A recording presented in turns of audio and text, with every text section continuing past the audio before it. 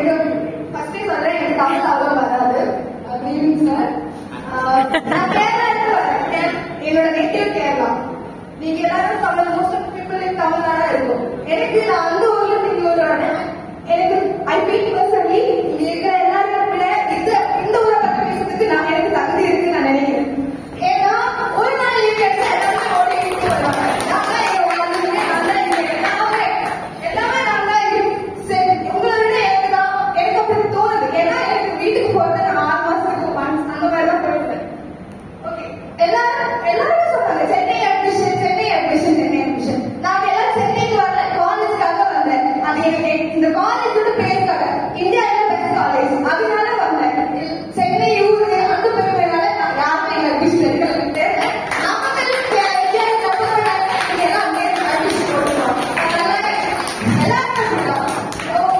நீங்க எல்லாம் எங்க ஊருக்கு தெரியல, எதுக்காக 2 நாள் நீங்க திருப்பி ஓடிட்டு போறேன். அது அம்மா சாப்பாடு, அதுக்கு தானே. நீங்க சாப்பாடு நல்லா நீங்க போயிடுவாங்க. சாப்பாடு சாப்பிட்டா அவ்வளவுதான் போயிடு, அவ்வளவுதான்.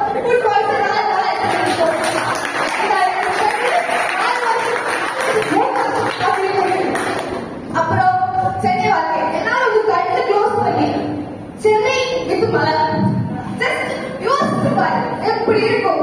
கடவுளை லாஸ்ட் இயர் மாதவரம் கூட்டு போவாங்க. எனக்கு கட்டுப்பாடு ஷூட் பண்ண பார்க்கவே முடியாது. அவ்வளவு சீக்கிரமா என்ன குப்பை அது இது இந்த ஸ்மெல் அவங்க காத்தடிச்சாலும்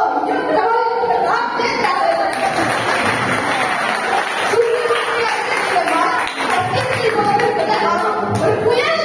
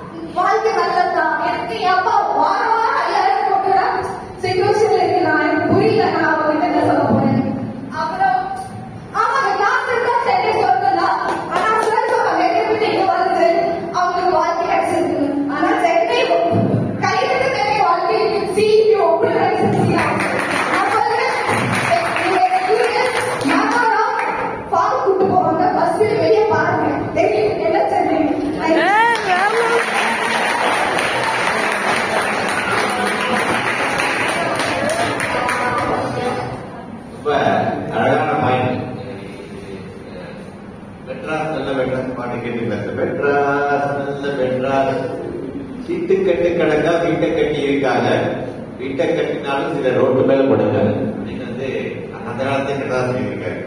ரொம்ப ரொம்ப முக்கியமான பாயிண்ட். வெவ்வேறு தான் வந்து அதிக எனக்கு தெரிஞ்ச ஹையஸ்ட் பில்டிங்ஸ் வெவ்வேறு நம்ம பெருமையா சொல்லிடலாம்.